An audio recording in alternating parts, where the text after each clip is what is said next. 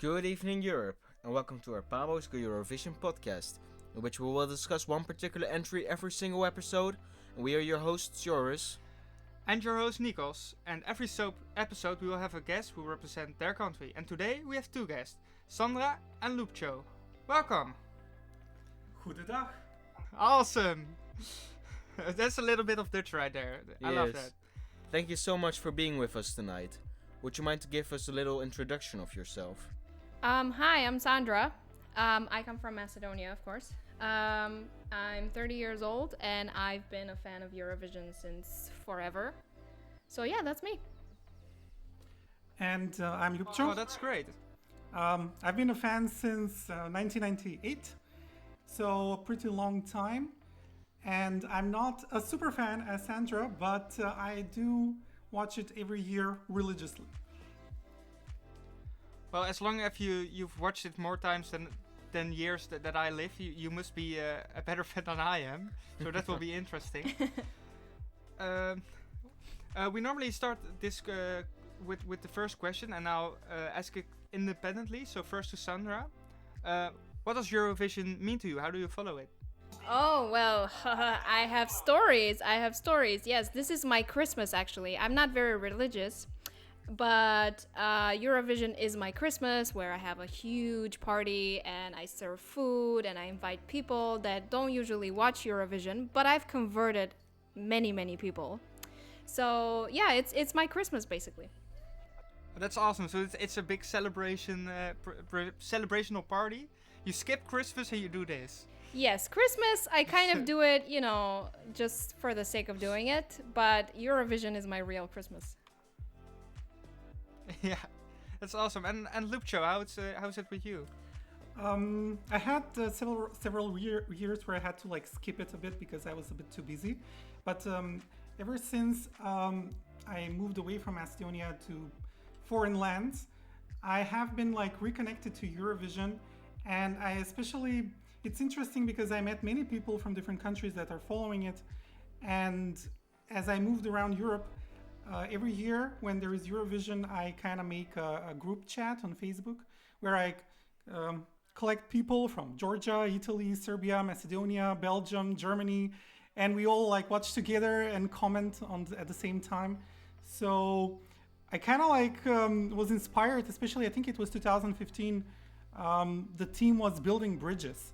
And I really think that this Eurovision is an amazing platform to build bridges because we can be exposed to so many artists from different countries, which would not normally be, there will be no way how we could discover them.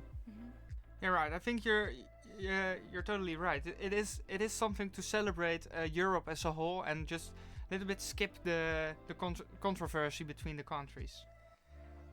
That's not always true, but for the most part. Yeah, right? definitely. Yeah. It sounds like a lot of fun to have this community around Eurovision with people from different countries where you can talk about Eurovision and actually get to know other cultures as well. That's so much fun, I think. But we are here tonight, of course, to discuss your country's song, which is Here I Stand by Vasil. I assume you've listened to it already, so let's listen to a little snippet of the song and then have the reactions.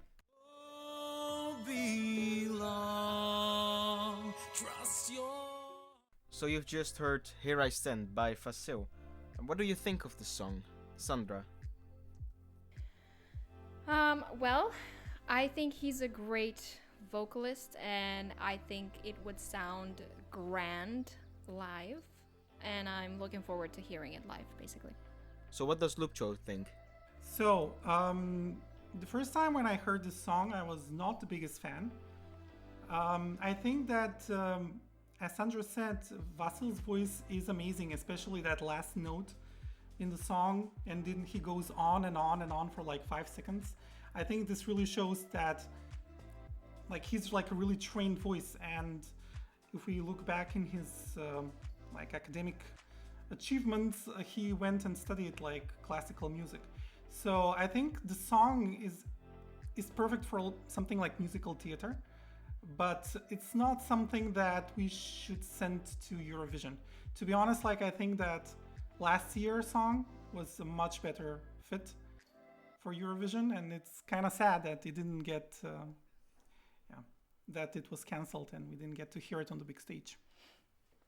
And you're saying that he was schooled classically, but if I remember correctly, his song from last year wasn't a classical. Can you give a comment on about last year's song? Like, what do you think about last year's song? Well, I wasn't convinced by it the first time I heard it, but it grew on me a lot, and I ended up listening to it a lot. But I was sad that it didn't really showcase his vocal abilities at all.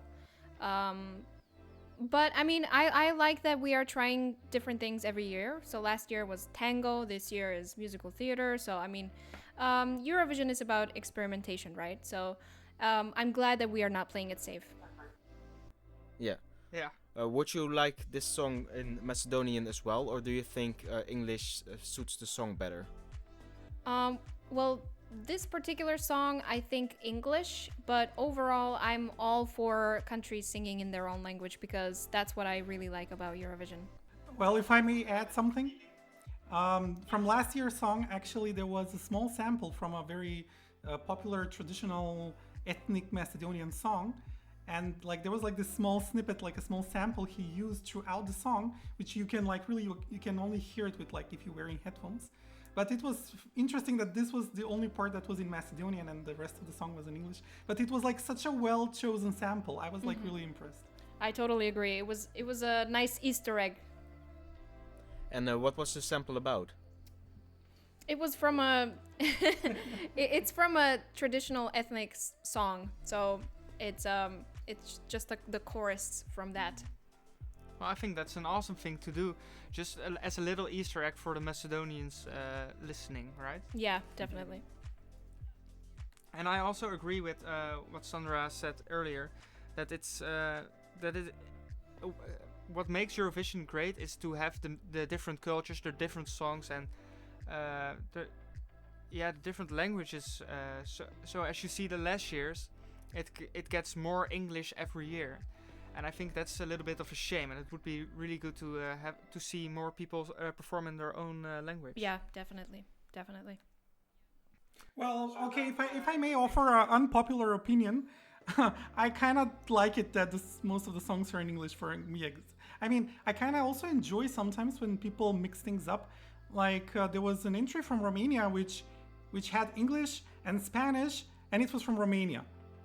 And you know, like what was it? Zalela Le, I think it was the song. Yeah, maybe. Mandinga, the group. I think the name of the group was Mandinga. And I think this is like very cool that sometimes like who had like Austria had a French song once. Yeah, I totally agree that Eurovision is about being playful with music and staging, but also with languages. So I'm so happy when I see, you know, those kinds of things. Exactly, like Austria sending a French song, Estonia sending a song in Italian 2 years ago. You know, it's a perfect opportunity to be playful with those things. You know, so I would love to hear a song from Macedonia that is in another language, for example, like not necessarily Macedonian. You know. Or like, you know, yeah. Yeah, I totally agree. I really like it when countries also try other languages, maybe not that relevant for them. Of course we had La Forza and Leon DC, but now we have a language coming from like another continent. For the Dutch song we have a Surinamese language. I think that's beautiful. Trying these different languages shouldn't really be the norm and become the common standard, but I think for once it's a great way to introduce your own heritage, but also like show the world what it has, because some people only look to their own country or to Europe, and of course it's a European contest, but I think it should also show other parts of the world. Definitely. And, you know, those cultures are now part of Europe as well. So that is also Europe. And for example, the Dutch representative has that heritage, but he's European. So that means that that heritage is also European. So I think that is great that Eurovision reflects Europe today. It's even like, I think, finally, after so many years, I mean, more than like, what are we now, 65 years? No, 70 years of Eurovision? 60 something? Yeah. So now we're kind of like even crossing the boundaries of Europe, because I don't know if you saw, there is now a very popular video from the winner from Serbia 2007, Molitva, Marija Šerifović, and it was sang at Korean talent show by 4 Korean guys in perfect Serbian. Oh wow, That's fun. I haven't seen that. Yeah, it's really good. It would fit Korean, like the Korean style. And I think, and I understand where they were going for. It's building bridges, like Lupcho said. Definitely.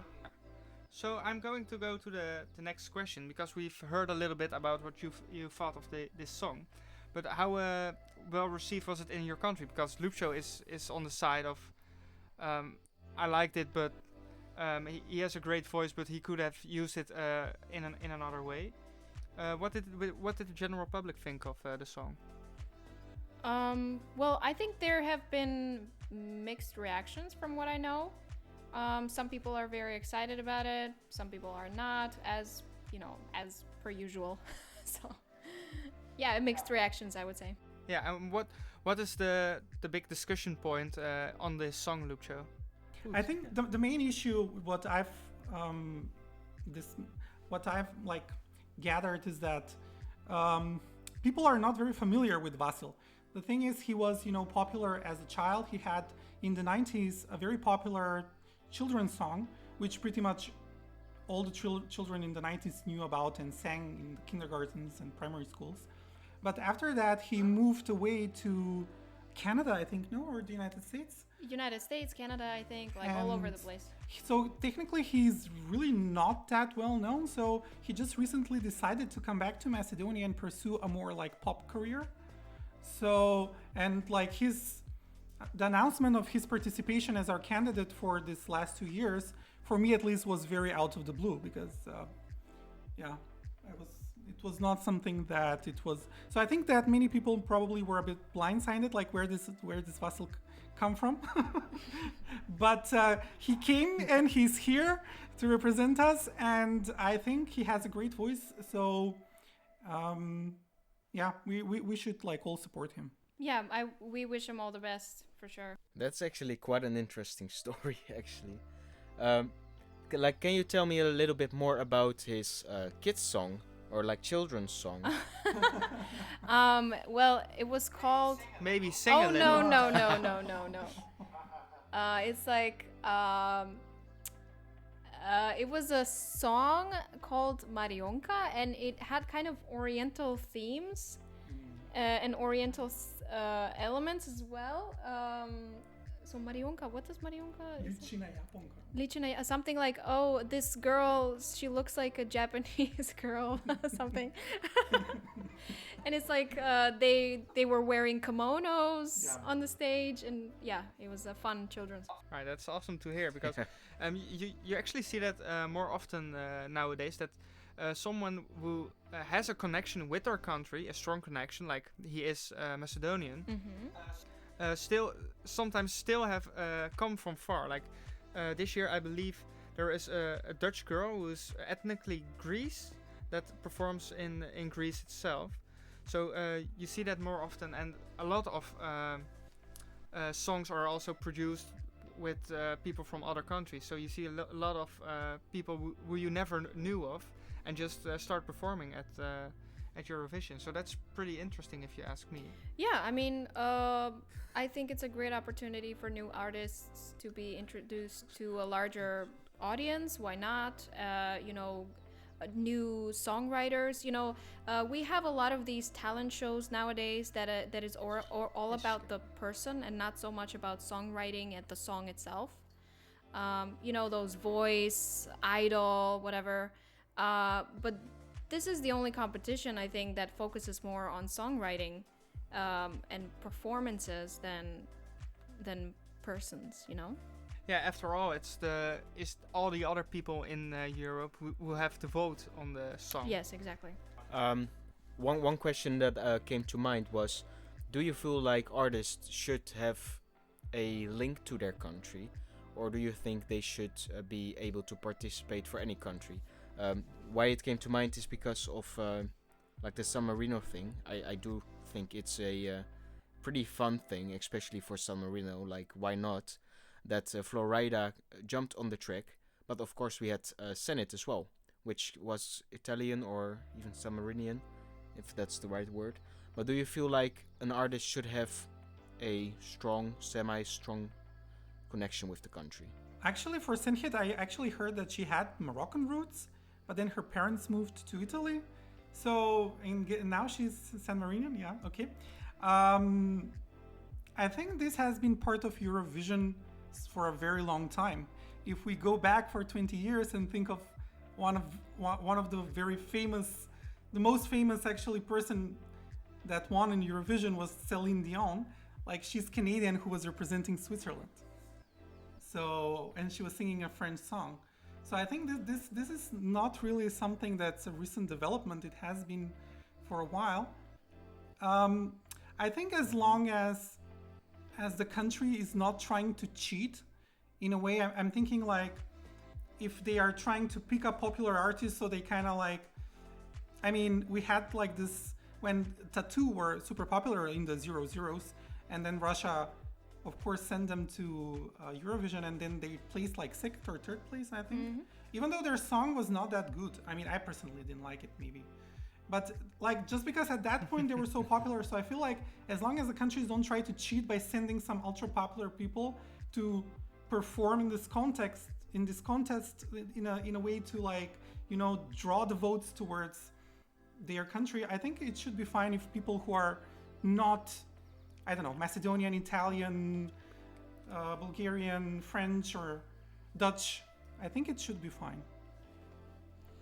Yeah, if I may add, I agree with Ljupcha that this is not a new thing at all, and it's not necessarily a bad thing, but countries with big budgets, for example, they can pick up big artists, like he said.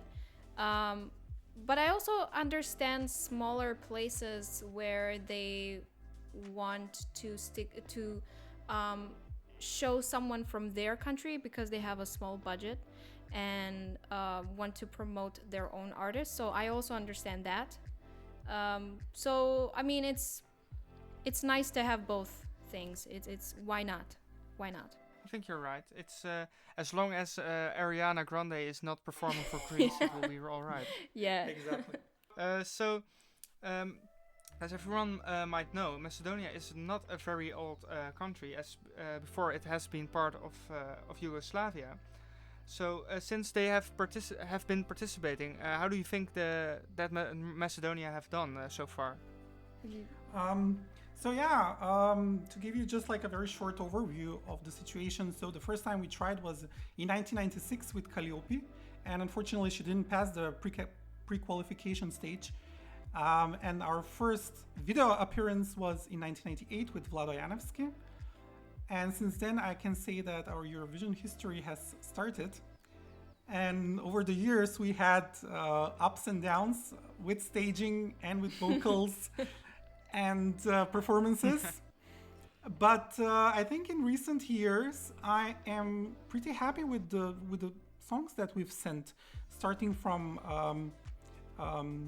Burčeska and her Dance Alone, and IQ and Tamara. I think we are each year sending something interesting, something different, and yeah, I think we are improving.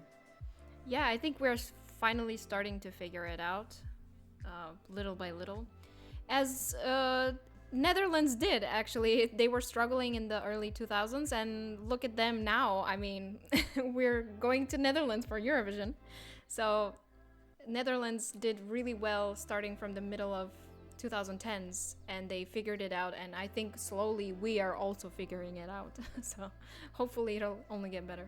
Yeah, some of the best songs from recent years, at least according to my Spotify statistics, actually came from North Macedonia. Like IQ, that song is just amazing. Really? Wow. Too bad too bad it didn't really do that well on the contest. Yeah, but it didn't do Um, well but I because would've we had loved seeing it we in the had final. horrendous staging. That's why it didn't do well. But But the song itself, yeah, the song itself was Exactly. good. it was very, very unique song actually. So many different styles, and she did, I think, pretty good job of it, even though it didn't qualify. Didn't get boring at all. I think this year something similar. I think Jendrik for Germany is trying to do with his different styles and how everything is connected. Yeah, I actually rather enjoy that one. Yeah, right. So, from the recent years, is there maybe any song from recent years you'd like to let the listeners hear a little bit about? We haven't prepared this, but I thought this might be a nice addition. Yeah, 2017, I think, Dance Alone. So this was Dance Alone from North Macedonia. I really love this song. It has this like disco vibey, if that makes sense, and it's actually sang pretty well. But I feel like it didn't translate that well to the stage, if that makes sense. Yeah, the staging Like, has always the been our studio downfall. version is pretty polished. Yeah, definitely. Well, you're saying that the staging is one of the things that Macedonia struggles with. But how do you think Macedonia should go about it? Should it outsource its staging? Or how do you see it? Well, we already did that with Tamara. We improved because our delegation hired Swedish production directors, I think. What are they called? Staging managers, actually. So we are working with the Swedes. Yeah, so the staging, I think, starting with Tamara and on, I think that will improve because Vasil will collaborate with the same staging managers from then. And we won the jury vote with that stage, so. Can you please help me with imagining the staging or for the viewers? Because I believe there were mirrors, right? Yes, Tamara. she was in the middle of a stage and there were mirrors. So there were like 7 Tamaras on stage or something like that. And, you know, there was a lot of lighting work, good camera work, and there were images of women in the background, I think. So the message, of course, was about women. So yeah, that was the whole. Now I'm remembering it again. Yeah, that was actually quite stunning, and I can understand why it won the jury vote. Yeah, I would just like to comment quickly on the Dance Alone that I think the whole concept was such a refreshing take on everything. First, the sound was very contemporary, and coupled with that amazing music video, in my opinion, that's like the best music video we have produced in a long, long time. I don't know if you've seen it. It has like this futuristic virtual reality concept where this old lady has like virtual reality goggles and she's thinking about her youth and singing this song while she's alone at home and dancing. I don't know, like the whole package was amazing. But why it didn't qualify, in my opinion, is that it's a very radio-friendly song. It's not a song that you can easily perform live. I mean, her voice was very processed, and there were like a lot of technical things which you cannot reproduce live. And unfortunately, I think also Burčeska was not probably the most strong vocal contestant we have ever sent. But even if someone was strong vocally, this is a very radio-friendly contemporary song which requires all these like, you know, different filters which make the song what it is. Yeah, I think it's if you're going to perform a song, make sure that you can perform it live. Otherwise, it's doomed to fail. It's about the live performance after all. So we sent you a little bit of homework. Because we wanted to talk about some other countries you'd like from this year. So, what countries did you like from this year? What songs did you enjoy? Maybe start with Sandra. Of course, Switzerland, Iceland, France, Czech Republic. I like Spain, Russia, and many more. That's a big song. Yeah. And if you could choose one to talk about, which one would that be? Well, Switzerland is my winner this year. But I would say Russia. Russia is a really interesting concept, the performance and the song itself. So yeah, Russia, I would say. Well, let's listen to a little snippet of the song and have the reactions. So this was Russian Woman by Manizha. And yeah, this is a very interesting song. We've talked about it before. What do you think about this song, Lupcho? I'm not a fan. That's all I'm gonna say. I think the message that she wanted to convey was well put together in that song. And I think the concept of her performance was really well done, and it was in line with the message of the song.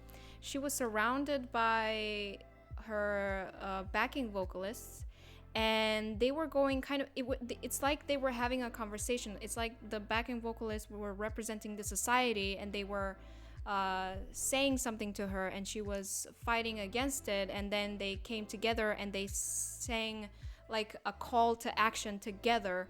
Her backing vocalists were two women and two men, you know, kind of bringing this message that this is our common fight. We both need to fight, men and women, against this oppression. So I think it's a really, really good message. Yeah, if you look at it that way, that really does convey that message, and seeing that song and that performance. And I also think the more you listen to it, the better it gets. It also sticks very well. I recall myself singing it today for a little bit. I can't recall a bit of it. I can't sing Russian, but the English part work. But yeah, I think that's right. And as you listen more to it, you get that message more, and it's yeah, and I like the mix between English and Russian. So going back to our language conversation from before, it's a good way to attract larger audience with the English section, but also intrigue them with the Russian section. Yeah, totally. And it also makes clear to listeners what the song is about a little bit by just very little words. Yeah, exactly. Lupcho, is there any song you'd like to talk with? So my top 3 for this year is Senhit and Adrenalina for San Marino. Then I really like Norway, Tix and His Fallen Angel. And the third one is, of course, Serbia and LOCO. I don't know, I feel like this is the year where a happy song needs to win, because with the whole pandemic thingy and everything, I was just like re-listening and re-watching some of the performances from the early 00s, and, you know, like Serta Perener for Turkey and Ruslana for Ukraine. And I feel like this is the year where like a banger should like win again and make us all feel happy a bit, because I don't know, not that like the other songs are depressing. Like I think it's a pretty diverse year where we have everything from pop to rock to. But what I would like to talk about is Norway, because I'm active on Reddit, and I've seen many people's lists for this year. And I pretty much on all of the lists I see Norway like last or before last place, which kind of makes me sad, because the whole sound of Tix Fallen Angel is so reminiscent of the 90s. Like this is literally something that the Backstreet Boys would have sung in the 90s, and this would have been top of the charts. Like this would have been #1 on the Billboard 200s. And it's like so interesting. The right song for the wrong year. Yeah, it's like so interesting that like in 20 years, like the musical, what's fashionable musically has changed so much.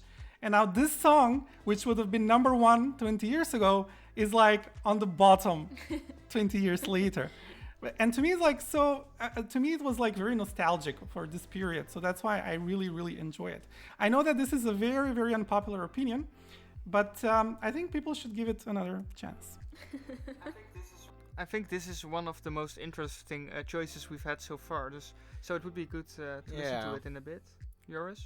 Yeah, I think one of the reasons, and I think you'll agree as well, is that the other favorites from the national finals didn't win. They're like, yeah, I'm not putting this high up my list anyway. Because it's, like you said, I think it reminds me of the 90s, but it's just also a great song.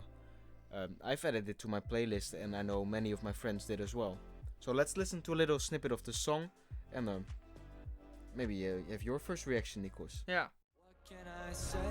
I can't make her stay when I know that she's so.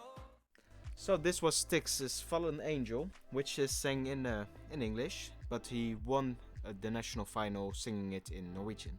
What's your first reaction, Nikos? Well, my first reaction is that I can only agree with Lupcho that this might be a song that would have done really well 20 years ago, and it's still a really good song. And the Backstreet kind of comment, yeah, that I felt that. I really liked it. I could see them perform on this, seeing a few guys singing A remix. this. Yeah, that would be good to see. So like I said, he sang this song in Norwegian, but now he will sing it in English at the Eurovision stage. Do you think he should have kept the song in Norwegian, or do you prefer English as well? I preferred it in Norwegian, but what he could have done was maybe have a mix between the two. So I think that would have been a perfect like middle ground. But that's me. I mean, I preferred it in Norwegian 100%.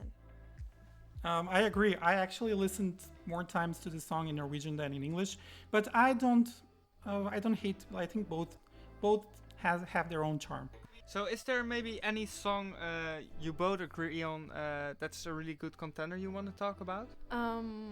Is there, Lupcho? We mostly don't agree. We are mostly polar opposites. But We can skip this question. no, but it's an interesting thing that we are polar opposites and we are besties when it comes to Eurovision anyway. Because I mean, it's Okay, we originally we could agree, I think, on Serbia. yeah. Okay. Yes. Yeah. But I was initially I was not into it at all, but now it's in my top 10. Well, let's listen to a little bit of this.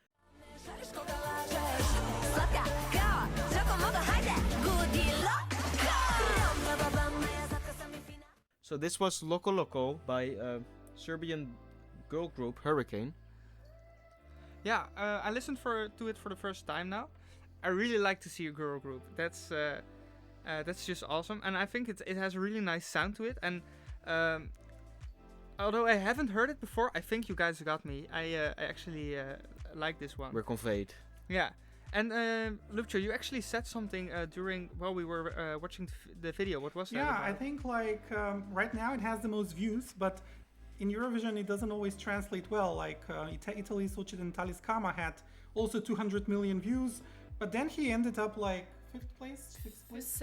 7th, maybe 6th. I don't know. So everything is on the table. 6th. Nothing is decided by the views. This is what I want to say. Yeah.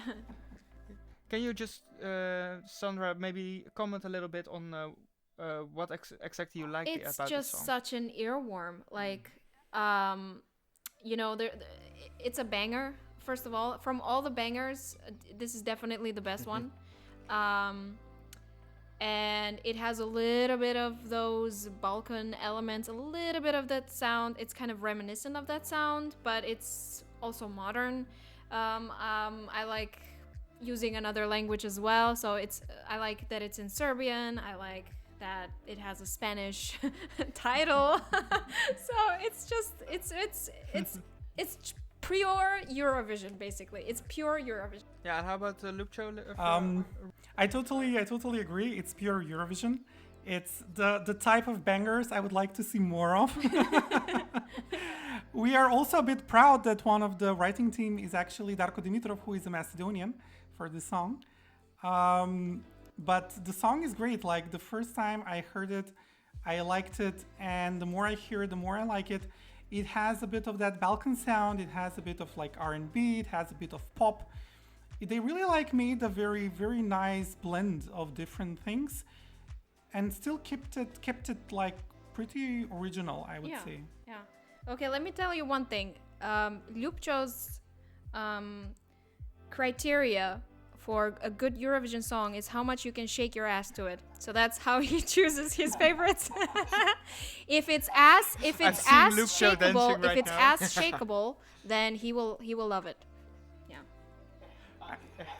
No comment. The ass shake level on this one is very high. Yeah, exactly.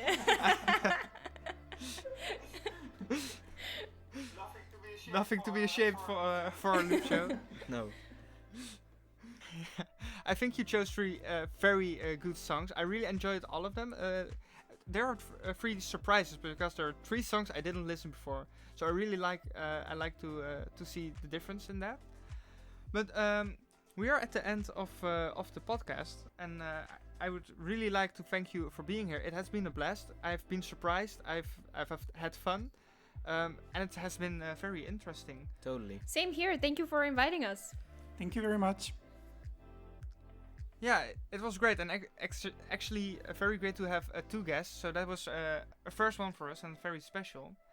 And is there maybe anything you want to say, or maybe plug your socials before we ended up? I'm not into social media. We're old, remember? Very well. We're old, and like we're really like we wanted to do this podcast in order to be part of the Eurovision thing, because we are actual like big fans. So, and we wanted to say something nice about our country, because sometimes I feel like, especially in this like big forums online, like the small countries are really underrepresented. And I'm guessing that it will not have been so easy for you to find other people from Estonia to comment on it. But I hope that the people who will listen to this will find us interesting and like, I don't know, give us a chance in the voting. Yeah, give us some points. But no, I mean, I can say, for example, I'm part of a Eurovision channel called Eurovision Hub. So if anyone is interested in Eurovision content, they can go there and check out what we have. I want to thank you all for listening to our podcast. And if you want to hear more, please like, subscribe, and listen to the reviews of the other countries. Take care and goodbye.